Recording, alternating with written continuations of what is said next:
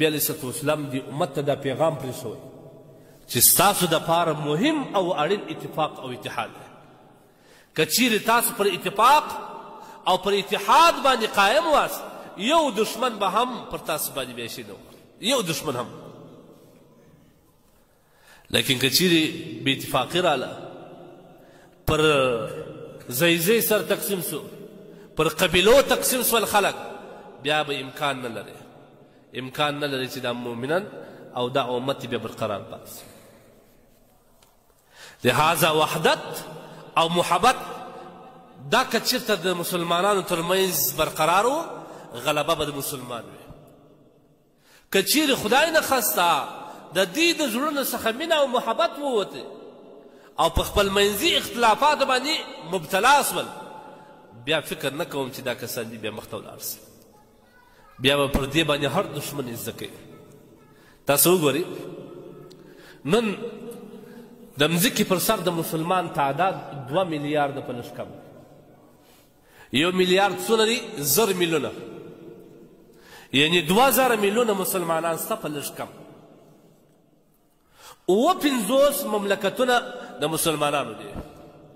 هغه په نورو غیر اسلامي مملکتو کې چې مسلمانان میشت او آباد دي، هغه هلته پرېږدو. 50 مملکتونه، دا هر مملکت ځان ته جلا طاقت لري، قوت لري، فوج لري، اسلحه لري، ټینکونه لري، تیارې لري، میزایل لري، تر دې چې اټم بم هم چا لاسته راوړی. لیکن بیا هم مسلمان باندې کافران غالب دي او مسلمان مغلوب دي. ولې؟ هغه دور، هغه وخت و چې د مسلمانانو په مخ کې او په لاس کې هېڅ شی نه و، اسلحه یې نه وه، ساینس نه و، ټکنالوژي نه وه، مشینري نه وه، تیارې و الوتکې نه وې، بمبارونه نه سوی کېدله. د دې په لاس کې یوازې د لاس جوړه سوې توره ورسره وه یا به خنجر ورسره وه په دې جنګونه کول. لیکن دغه محدود مسلمانان دا پر کافرانو باندې څومره غالب وو، څومره غالب وو. تاسو لږ اسلامي تاریخ وګورئ.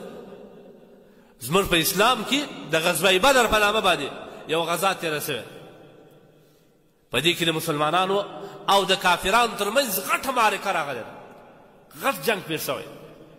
د مسلمانانو سره څه شي ورسره وو؟ مسلمانان 314 کسان، 314 کسان، د دې سره 2 دانې آس ورسره وو، 7 دانې اوښ ورسره وو او یو څو محدود تورې ورسره وې. په هغه مقابل کې کافران چې کوم وو 1000 کسان وو، 1000 کسان وو، 15 آسان ورسره وو، 115 و که 80 اوښان ورسره وه. د هر یوه سره توره وو، اسباب د جنګ ورسره وه.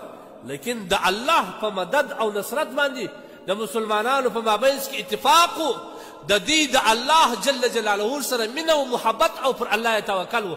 هغه 1000 کسانو ته یې داسې ماتې ورکړې چې د ننه پورې تاریخ یادوي.